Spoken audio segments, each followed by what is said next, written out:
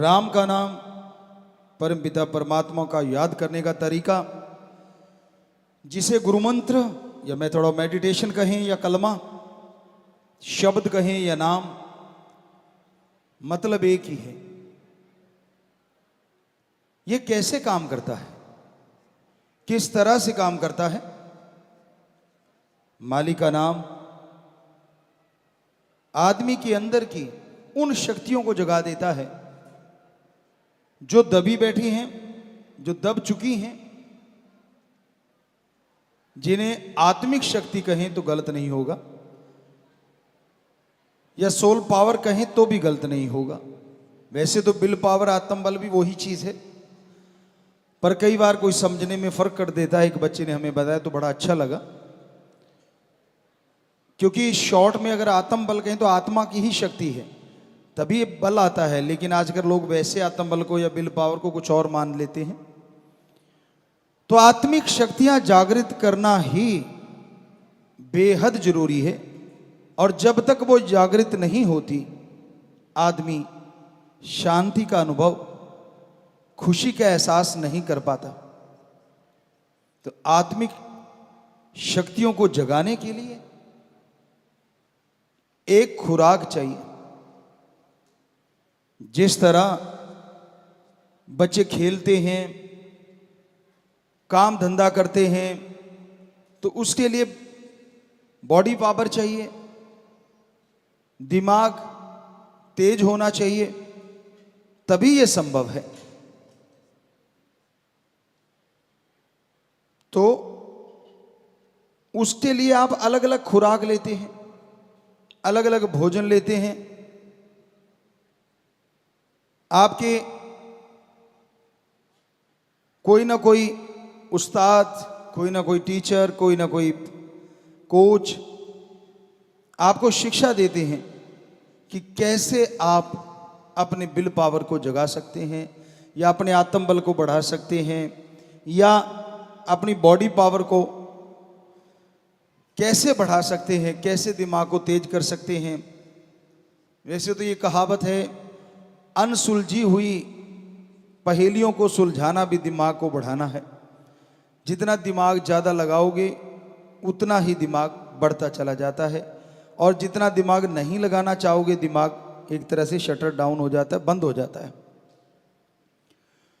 तो जितना ज़्यादा इसका इस्तेमाल करोगे उतना ही दिमाग बढ़ेगा, जो आपके पढ़ने में, बिजनेस में, जो भी आप दिमागी कार्य करते हैं उसमें आपकी सहायता करेगा। बॉडी पावर के लिए अलग अलग तरीका बताया जाता है। पुराने टाइमों में घी खा लो भाई, दही खा लो, छाछ पी लो। आज वालों को वो चीज़ लगता है कि गलत थी, तो आपको नॉलेज के लिए बताना चाहेंगे, ये जो वे प्रोटीन बनता है या प्रोटीन बहुत सारा बनता है, वो छाछ में जो मलाई होती है, एक घर की छाछ होती है ना, गांव वाले बच्चे जानते होंगे।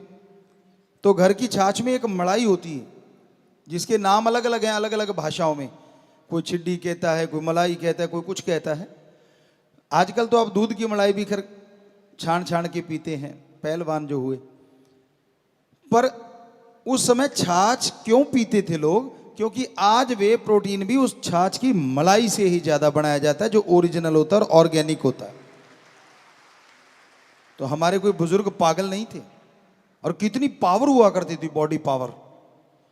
आज भी नहीं है बच्चों में, ऐसा नहीं कि बॉडी पावर नहीं है। जो पहलवान हैं, जो प्लेयर हैं, आज भी ऐसी ऐसी चीजें कर रहे हैं जो पहले नहीं हुई। टेक्निक नहीं पता था उनको, पावर पावर थी। आज टेक्निक सीख गए, वो पावर पहले बहुत ज्यादा थी। ट्रैक्टर को उठा देना, वैसे ऐसी चीजें हुआ करती, बड़े बड़े बड़ा कुछ होता था जो हमने देखा, जो आज कम ही देखने को मिलता है। हाँ, टेक्निकली आज ज्यादा परफेक्ट होते जा रहे हैं। सो इस सब के लिए खुराक निश्चित की जाती है। जिसकी चर्चा हम कर रहे हैं वो वाली खुराक, आत्मिक शक्ति या सोल पावर। आत्मा की खुराक कौन सी है जिससे आत्मिक शक्ति बढ़ जाए, ताकि आपका विल पावर अप होता ही चला जाए। और आपको पता है, जिनके अंदर विल पावर होता है, आत्म बल होता है, वो अपनी आदतों को बदल डालते हैं। और आज कौन सी आदत बदलने की जरूरत है? मांसाहार, शराब, नशे और अपनी बैड हैबिट्स। आप किसी को बताओ मत, क्योंकि आपको शर्म आती, पता नहीं क्या बोलेगा, और सच भी है, पता नहीं कौन क्या बोल दे, ये तो लफंगा है, ये तो गुंडा है, ये तो नशेड़ी है, तरह तरह के वर्ड आज आम ही सुनने में मिलते हैं।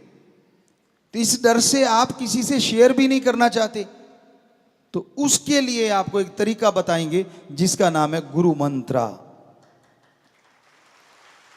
किसी को बताने की जरूरत नहीं पड़ेगी, आप अपनी आदतों को खुद बदल डालोगे, और वो भी कुछ घंटों में, कुछ मिनटों में।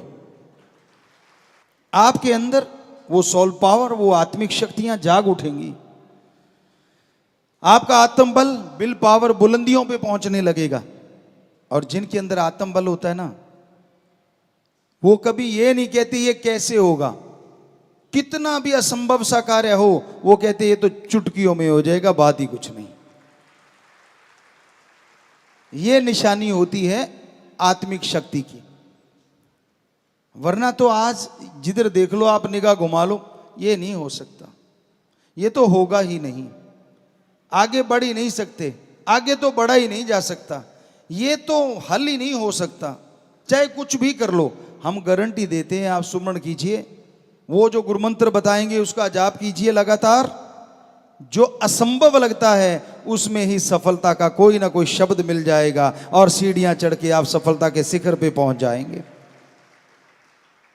तो इसलिए ये अपनी डिक्शनरी से निकालने के लिए कि असंभव कुछ नहीं होता, जरूरी है अंदर आत्मिक शक्तियों का होना, सोल पावर को जगाना। और उस सोल पावर को जगाने के लिए, आत्मिक शक्तियां बढ़ाने के लिए कोई लंबी चौड़ी कथा कहानी नहीं है, बस 3 शब्द हैं या 1 शब्द। कईयों के अंदर भ्रम है, 5 के बिना पार नहीं होते। कईयों का है कि अब तो ज़्यादा ही शॉर्ट हो गया, 3 के बिना पार नहीं होते। आपका भ्रम है, शायद बेपरवाह जी के वचन आपने नहीं सुने होंगे। परम पिताजी ने भी एक बार वचन किए थे, किसी के कहने पे उनको बोला गया कि पहले तो साईं जी 5 देते थे, अब आप 3 गुरुमंत्र के शब्द कर दिए, ये तो कम है। तो तब बेपरवाह जी ने फरमाया था, 3 तो क्या, सतगुरु चाहे, फकीर चाहे तो 1 शब्द से वार कर सकता है।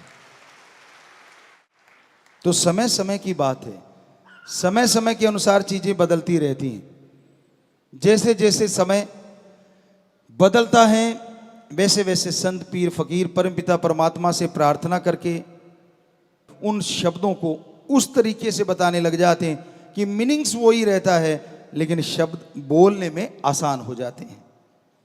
आज के बच्चों में रहता है कि हम शॉर्टकट अपना लें, शॉर्टकट, थोड़े से चीज। तो 1 शब्द से शॉर्टकट तो कोई हो नहीं सकता, इससे शॉर्टकट नहीं हो सकता।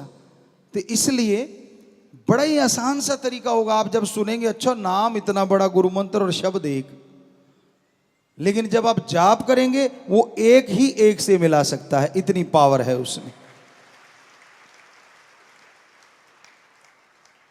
ऐसे तो आप अगर सोच के देखो, एक अपनी दुनिया है, अपनी धरती पे दुनिया है। अब तो साइंटिस्ट भी मानने लगे हैं, बाहरली दुनिया के लोग आ रहे हैं, इस धरती पे हो सकता है कुछ रह रहे हों बाहरली दुनिया के लोग। बड़ी जोर शोर से कुछ लोग इसको खोजने में भी लगे हुए हैं कि आखिर बाहर दुनिया कहाँ है, जिंदगी कहाँ है। चंद्रमा पे पहुंच रहे हैं, मंगल ग्रह तक जा रहे हैं। पर हमारे धर्मों में, खास करके पवित्र वेदों में, हजारों साल पहले लिखा है, सैकड़ों जगह जिंदगियां हैं, सैकड़ों त्रिलोकियां हैं। त्रिलोकी आसमान, धरती, पताल को नहीं कहा जाता। त्रिलोकी का मतलब होता है 3 तरह के जीव, 3 प्रकार की शरीर।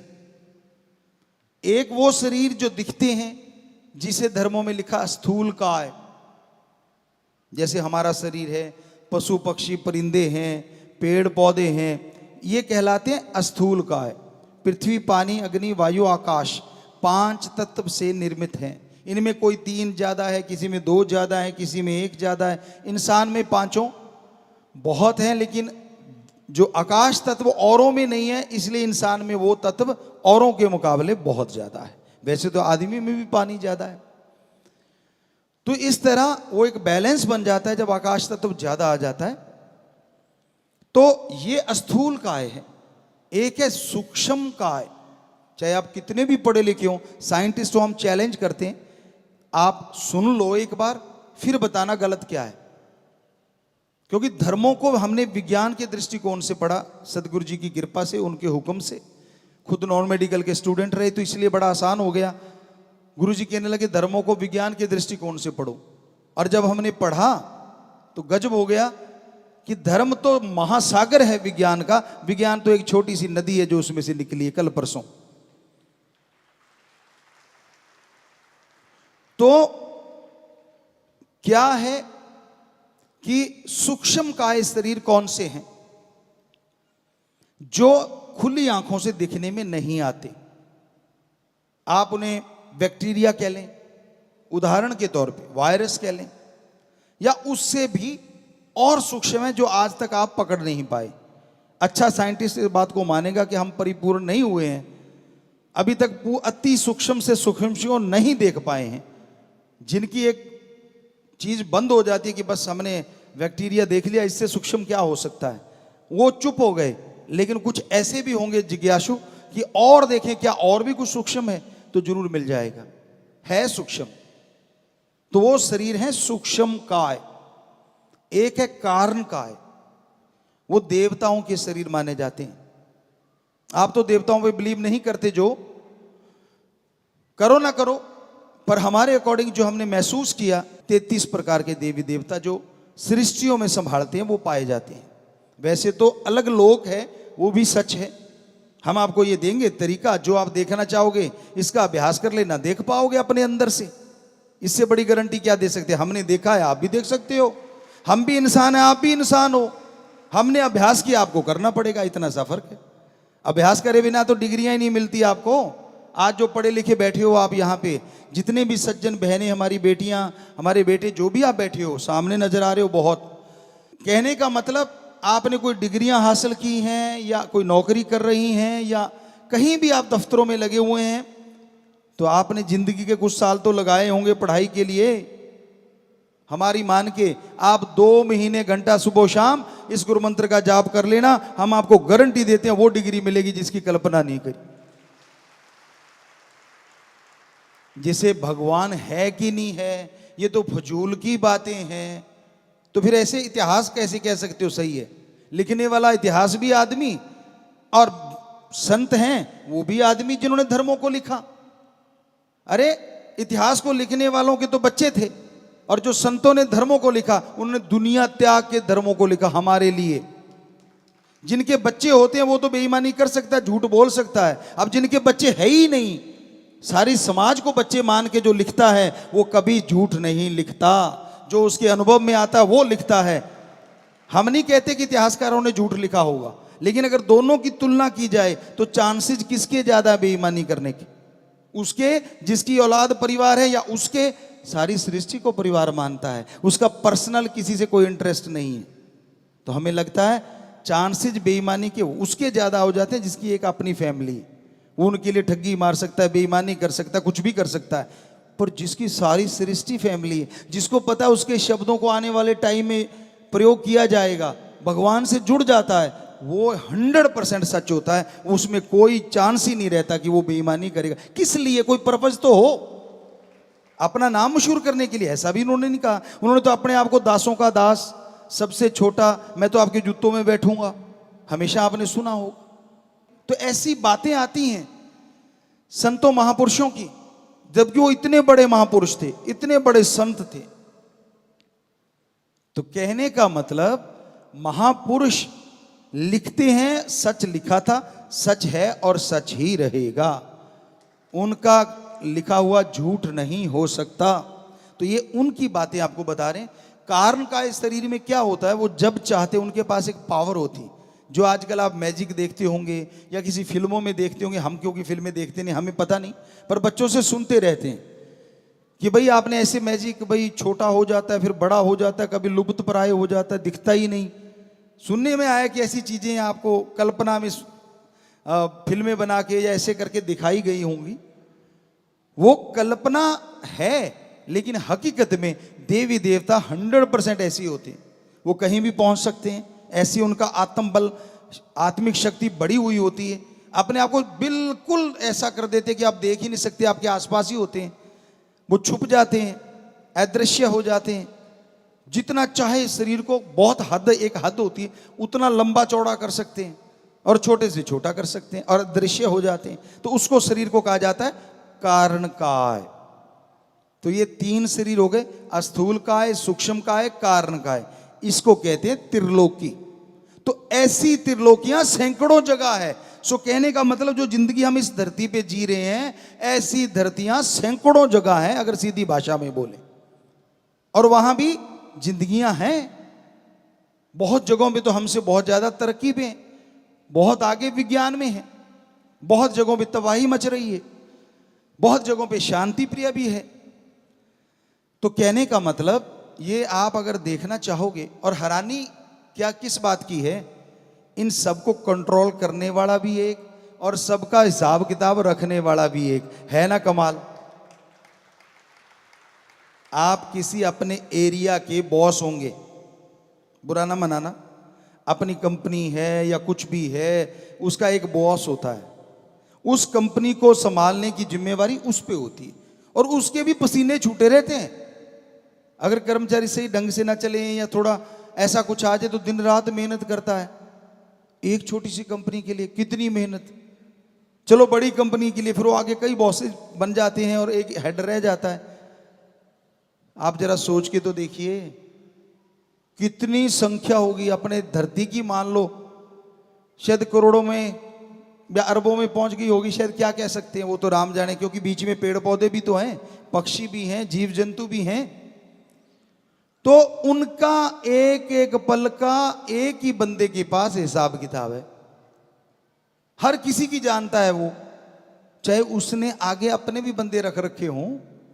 देवी देवताओं की ड्यूटियां 33 की लगा रखी हैं कि आपने ऐसे ऐसे ये काम करने हैं, और भी होंगे कुछ, लेकिन उनको पता हो ना हो फिर भी उसको खुद को सारा पता होता है। तो ऐसा है हमारा ओम भगवान परमात्मा, गॉड, सुप्रीम पावर।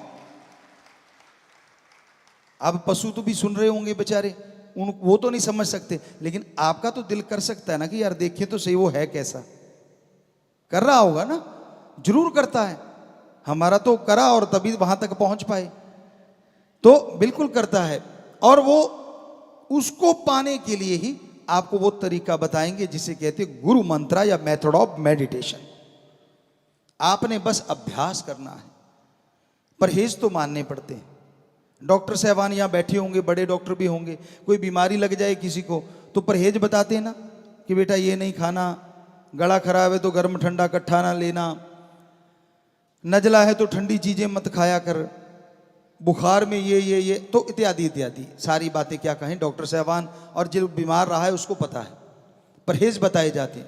वैसे ही संत पीर फकीर जो गुरु होता है वो परहेज बताता है कि बेटा ये बस थोड़ी सी चीजें अवॉइड कर देना, फिर मेथड ऑफ मेडिटेशन गुरु मंत्र का जाप करना, जो तू चाहेगा तेरी गंदी आदतें बदल जाएगी और अच्छाई में तू तरक्कियां करता चला जाएगा। इसलिए हमारे धर्मों में गुरु मंत्र की महत्ता बहुत ज्यादा है। और गुरु मंत्र है क्या? क्या गुरु का मंत्र? जी नहीं। पहले आपको गुरु मंत्र की व्याख्या। गु का मतलब होता है अंधकार और रू का मतलब होता है प्रकाश। दोनों के जुड़ने से बनता है जो अज्ञानता रूपी अंधकार में ज्ञान का दीपक जला दे, वो सच्चा गुरु होता है। बदले में कुछ ना ले, पैसा, चढ़ावा, अपनी मान बढ़ाई, मेरी जय जयकार करो, नहीं। हां, क्योंकि आप सब में मुझे मेरा राम भगवान दिख रहा है, हो सकता है किसी को इधर भी दिख रहा हो, शरीर तो ये भी इंसान का है, पर इसका मतलब ये नहीं है कि हम भगवान बन गए। हम तो भाई आपके चौकीदार सेवादारी हैं, हमारा काम ही है सेवा करना, आपकी सेवा के लिए हैं। आपके नौकरों के भी चौकीदार हैं, हम तो उनके भी सेवादार हैं, उनके भी नौकर हैं। कैसे? आके वो राम का नाम ले लेंगे आपके नौकर, और वो उन्होंने अगर कोई दुआ कर दी तो हमारा कर्तव्य बन गया उनकी सेवा करना। भगवान से प्रार्थना करना कि भाई हे भगवान, ये तेरा बच्चा तड़फ रहा है, अगर इसकी जायज़ मांग है, अगर इसकी सही है तो तू सुन ले और जरूर सुन ले और इस पे रहमत कर दे, कृपा कर दे। तो वो सुन लेता और कृपा कर दे देता है, तो हमारी नौकरी पक्की हो गई कि हाँ, राम जी ने हमारी सुन ली और आपके नौकर के भी हम नौकर हो गए, क्योंकि उनकी बात के आगे हमने पालना की।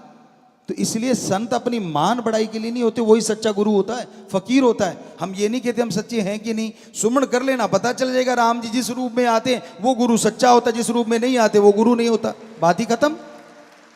प्रैक्टिकली मेथड ऑफ मेडिटेशन, गुरु मंत्र है, जाप करो।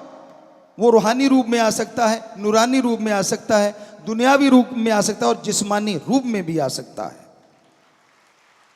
वो आपकी भक्ति का स्केल है, कितनी का आप करते हो, कितने के विचारों को शुद्धिकरण कर चुके हो, आप कहां तक पहुंच पाए हो, उसके अकॉर्डिंग उसका रूप बदलता है परमात्मा का। होगा वो परमात्मा, क्योंकि वो तो निराकार है, उसका तो आकार ही नहीं है। लेकिन आप कैसे मान लोगे निराकार को, जब तक वो किसी आकार में नहीं आएगा। इसलिए वो उस आकार में आता है जिसमें वो अपना प्रचार करवाता है, यानी सच्चे संत पीर फकीर के रूप में आपको आके दर्शन देगा। दुनिया का क्या है, दुनिया तो बोलते रहना है, कुछ भी कह सकती है, आज तक किसी को नहीं छोड़ा। एक छोटा सा उदाहरण, बस कुछ चंद बातें और, तो गुरु मंत्र की थोड़ी सी बात आपको बता दें। अब रह गया मंत्र, मंत्र कहें शब्द, मेथड, विधि, युक्ति। तो गुरु मंत्र का पूरा मतलब है वो शब्द जो गुरु ने खुद करके देखे हों, वो भगवान का नाम जो गुरु ने खुद जाप किया हो, अभ्यास किया हो। वो गुरु क्या कहता है, मैं भी इंसान हूं, आप भी इंसान हैं, मैंने इन शब्दों का जाप किया और मुझे मेरा भगवान मिला, सारा कुछ मिला, सब कुछ दिखा। अगर मुझे दिख सकता है तो मैं इंसान हूं, तो आप भी इंसान हैं। आप जाप करोगे तो आपको क्यों नहीं दिखेगा।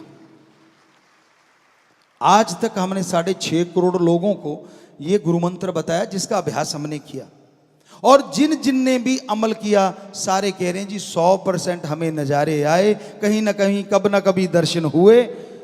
तो बच्चों, कोई नया आके बैठता है, कोई नया सुनता है, जरा सोचिए, अगर ये 6.5 करोड़ में से लगभग जिन्होंने अभ्यास किया 95 से 100% तक लोगों को वो नजारा आया, तो आपको क्यों नहीं आएगा। भगवान ने क्या आपका कोई दुश्मनी है। बात ये, इन लोगों ने जाप किया, आपने करना है, करोगे तो झोलियां भर जाएंगी, करोगे तो नजारे आ जाएंगे। अभ्यास बिना कुछ नहीं। संत सिखाते हैं, एक टीचर, उदाहरण, एक टीचर, एक मास्टर, एक लेक्चरर क्लास में आता है, क्या करता है, आपको पढ़ाता है ना, आपके उलझे हुए सवालों को सुलझाता है ना, लेक्चर देता है ना, और आप पूरी क्लास सुन रही होती, क्योंकि हम भी तो पढ़े हैं उसी क्लासों में, सुन रहे होते हैं। बहुत बच्चे मेरिट में आ जाते हैं, कई फर्स्ट डिवीजन ले जाते हैं, और जो पीछे से जो वो कागज की बत्तियां बना बना मारते रहते हैं वो फेल हो जाते हैं। अब बताइए, इसमें मास्टर की कमी है या नाम मानने वाले की कमी।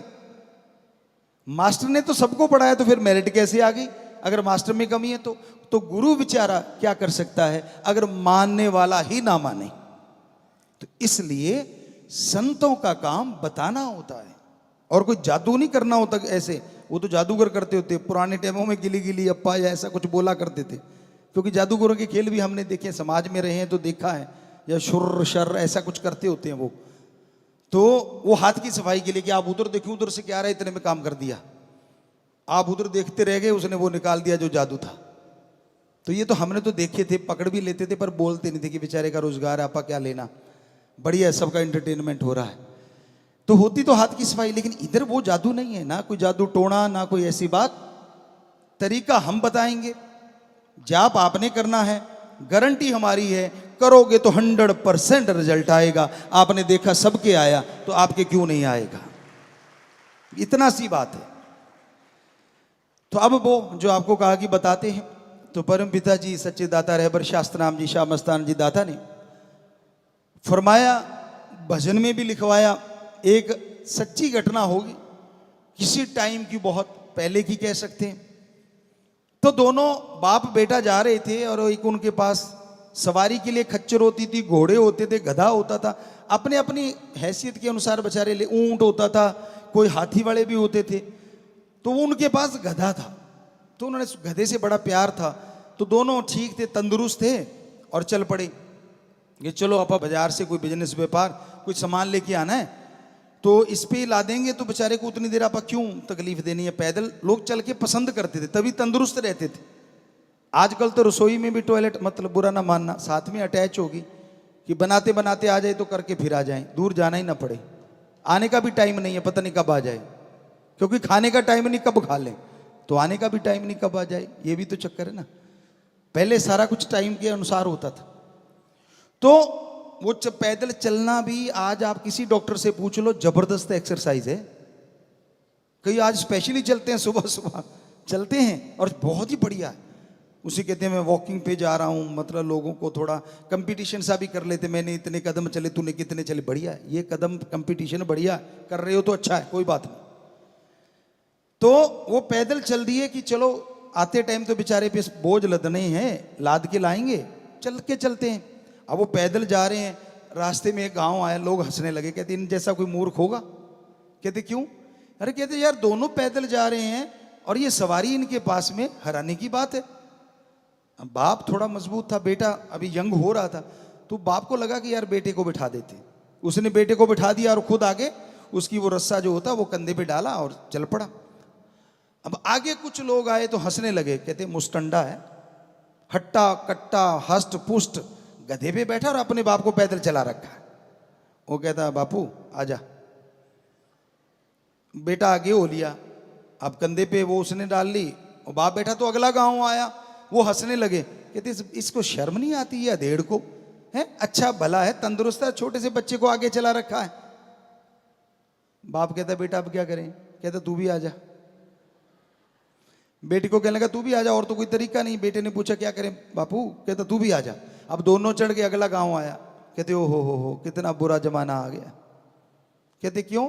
दूसरा पूछता क्यों? कहता वो सामने देखो, बेचारा बोल नहीं सकता, इसलिए पे एक गधे पे दो बैठे जा रहे हैं। दोनों ने एक दूसरे को देखा, कहते अब क्या करें? गांव कहते अब और कुछ नहीं रहा, इसको उठा के अपने ऊपर बिठा लेते। भोड़े थे, थोड़े सीधे साधे थे, पावरफुल थे, वरना गधे को उठा लोगे ऐसी दुलत्ती झाड़ेगा, पता नहीं 32 भी बाहर आ सकती है। पर वो पावरफुल थे उस टाइम के लोग। उन दोनों ने उसको उठाया और कंधे पे रख लिया, पुल पार करने लगे। या तो उनको किसी गधे को तेल की वो स्मेल आ गई, बेपरवाही फरमाया करते थे कि शायद कोई मिट्टी का या कैरोसिन उस समय होता था, तेल वगैरह, या किसी चीज़ की स्मेल आ गई। तो वो पुल के ऊपर से जा रहे थे तो गधे को छींक आई, दुलत्ती सी झाड़ी उसने, वो हाथ से छूट गया, धड़ाम करके नदी में गया। अब दोनों बैठे वहां रो रहे हैं कि अब ये क्या हो गया। तो हमारा कहने का मतलब, आज तक क्या आपने सुना है किसी ने पूरी दुनिया को खुश कर दिया हो? हमने तो नहीं सुना। बुजुर्गों से बेपरवाही से पूछा, उन्होंने भी बताया कि कभी नहीं सुना। तो इस दुनिया को खुश करने के चक्कर में अपना कबाड़ा मत करवा बैठना। ये तो ना तो किसी पे खुश हुई है। श्री रामचंद्र जी आए, विष्णु जी के अवतार, कृष्ण जी के रूप में आए, विष्णु जी के अवतार, उनको नहीं छोड़ा, 14 साल वनवास जाना पड़ा। तो आम आदमी की तो औकात क्या है? ये दुनिया नहीं किसी को छोड़ती, लेकिन अगर रास्ता सच्चा है, दृढ़ता से चलते जाओ, राम जी आपके साथ हैं, परमपिता परमात्मा आपके साथ। दुनिया से क्या लेना? अब संत का काम समाज को सुधारना है। आपको जन्म देने वाले माँ बाप होंगे, वो आपके माँ हैं, बाप हैं, लेकिन एज ए संत जो भगवान की औलाद है वो हमारी पहले औलाद है। और हमें दर्द है अपने बच्चों का जो नशे में मर रहे हैं। हमें दर्द है उन बच्चों का जिनके बच्चे चले गए, उनके माँ बाप रो रहे हैं, तड़फ रहे हैं। हमें दर्द है अपने उन बच्चों का जो अपनी गंदी आदतों को सुधारना चाह रहे हैं लेकिन सुधार नहीं पा रहे। इसलिए संत इस धरती पे आते हैं और फिर वो राम का तरीका बताते हैं जिससे ये परेशानियों से मुक्ति मिल जाए और जिंदगी सफल हो जाए। और संतों का कोई मकसद नहीं होता इस धरती पे आने का, उनकी भी एक ड्यूटी होती है। तो इसलिए संत पीर फकीर कहीं भी कोई तकलीफ आती है पहले तड़फ उठते हैं, भगवान से प्रार्थना करते हैं, दुआ करते हैं। माने तो अरबों बार सजदा, ना माने तो भी अरबों बार सजदा, क्योंकि संत उसकी रजा में रहते हैं कि जो वो करता है गलत ना करता था, न करता है, न कभी करेगा। एक राजा और वजीर की बड़ी दोस्ती थी और दोनों इकट्ठे ही उस समय शिकार पे बड़ा जाया करते थे। राजा महाराजा, ये उनका एक शौक कह लो या पिछले जन्मों का कोई होगा लेना देना। तो शिकार पे जाते थे दोनों इकट्ठे और शिकार खेल के वापस आ जाते थे।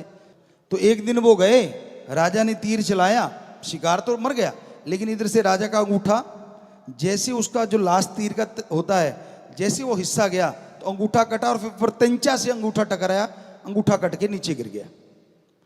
तो राजा चीखा, वजीर कहने लगा जी क्या हुआ? कहता अंगूठा कट गया। कहते लो भाई मरम पट्टी करो, मरम पट्टी करो। राजा कहता यार आज बड़ा बुरा हुआ ना, वजीर भगवान को मानने वाला था। कहता नहीं नहीं, भगवान जो करता है वो अच्छा करता है। राजा तो फिर राजा है, चढ़ गया गुस्सा, मेरा अंगूठा कट गया और ये अच्छा दोस्त है जो कह रहा है भगवान करता अच्छा करता है। अजीब दोस्त है, काहे की दोस्ती? कहता डालो इसको काल कोठरी में। अब राजा का हुक्म कौन डाले? काल कोठरी में डाल दिया। 2-3 महीने गुजरे, राजा शिकार पे अकेला चला गया। साथी थे, फौज तो होती होगी, कुछ असैनिक थे, पर राजा का घोड़ा पावरफुल होता था। अब थोड़ा आंधी तूफान आया, घोड़े ने स्पीड पकड़ी, राजा ने भगाया, वो कहीं और ही निकल गया। घोड़ा भी तो आखिर बेचारा पशु है, उसको क्या पता इतनी आंधी तूफान में राजा किधर ले जाना चाह रहा, वो लगाम खींचता गया, घोड़ा उधर ही मुड़ता चला गया और ऐसी जगह पहुंच गया, आदिवासी एरिया था। आदिवासियों ने पकड़ लिया कि शिकार आ गया। तो वो नर बलि दिया करते थे, आपने सुना होगा पुराने टाइमों में। आजकल भी कई कई राक्षस प्रवृत्ति के लोग ऐसा करते, सुना है, खबरों में सच है या झूठ है ये तो राम जाने। तो राजा वहां पहुंच गया, उन्होंने उतार लिया, पकड़ लिया, कहने लगे भाई इसकी तो बलि देंगे। अब शाम सी का समय हुआ, जो भी बलि का टाइम था, उसको नहलाया धुलाया और वो गला काट लेते थे, यूं बना के रखते थे। तो वहां ले आए, उससे पहले एक तांत्रिक आता था जो उस पर संदूर लगाता था या नारियल या कुछ भी ऐसा कुछ करते थे, मंत्र मंत्र उसके ऊपर। तो तांत्रिक आया, उसने पहले चेक किया सारे शरीर को। चेक करने के बाद वो बोला रुको। तो उनका जो मुखिया था कहता क्या हो गया? सारे नाच रहे थे, कूद रहे थे, सारे चुप हो गए। कहता ये बलि नहीं हो सकती। कहते क्यों? कैसे? इसका अंग भंग है, जिसका अंग कटा हो उसकी बलि भगवान नहीं लेता, पूरे अंग होने चाहिए। ये देवी देवता जिसको आप दे रहे हैं ये खुश नहीं होगा। तो कहते जा, छोड़ दिया, उसको छोड़ दिया। राजा समझदार तो था ही, फट समझ आ गई कि आज अगर ये ना कटा होता तो तेरा तो बेड़ा पार था बेटा। कहता यार दोस्त की याद आ गई कि यार वो तो सही कह रहा था, मैं ही गलत था। तो भागा, घोड़ा दौड़ाया, पहुंच गया, रात को ही बाहर निकाल लिया। कहता बाहर निकालो। कहता यार आज वाली भाषा में सॉरी, पहली वाली भाषा में जो भी था सॉरी फील की, उसको बोला और कहने लगा गलती हो गई यार, तू सही है, आज मेरे साथ ऐसा ऐसा हुआ। वो कहता है, वजीर कहता जी वो भगवान हमेशा ही अच्छा करता है। बादशाह फिर सोचा, कहता है वो बात सुन। कहता हाँ। कहता चलो मेरा तो अंगूठा कट गया, मैं तो आज बच गया, तेरे साथ अच्छा क्या हो गया जो 3 महीने यहाँ कैद में रहा काल कोठरी में, ये कैसे अच्छा हो गया? कहता राजन तेरा अंगूठा कटा है, मेरा नहीं कटा, दोनों इकट्ठे होते शिकार पे, तू तो आ जाता, तेरा तो अंगूठा कटा, मेरा तो नहीं कटा था, मेरा तो वहां बाजा बजा देते।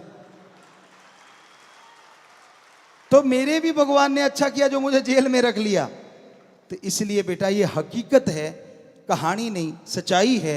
वो जो करता था सही है, कर रहा है सही है, करेगा सही है। उसको मानने वाले को अगर ये मान लिया, कहीं भी रहो, ना चेहरे का नूर जाएगा, ना अंदर का सरूर जाएगा, ना वो राम हजूर जाएगा, हर पल साथ रहेगा, कहीं भी वो दूर ना जाएगा।